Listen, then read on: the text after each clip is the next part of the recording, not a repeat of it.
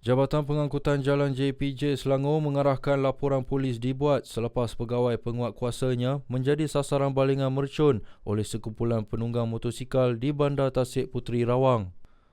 Pengarah JPJ Selangor Azrin Burhan berkata pihaknya mengambil maklum rakaman video kejadian yang tular di media sosial dan menyifatkan tindakan itu sebagai tidak wajar.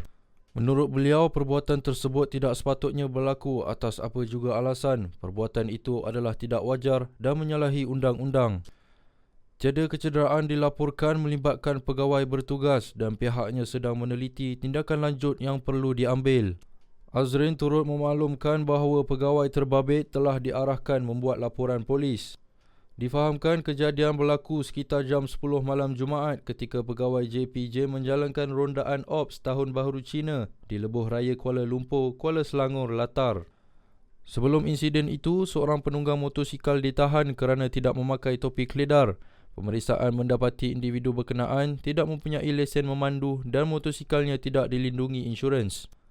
Semasa saman dikeluarkan, beberapa penunggang motosikal lain dipercayai membaling mercun ke arah kumpulan penguatkuasa tersebut. Sementara itu, Ibu Pejabat Polis Daerah IPD Gombak memaklumkan setakat ini belum menerima laporan polis berkaitan kejadian tersebut.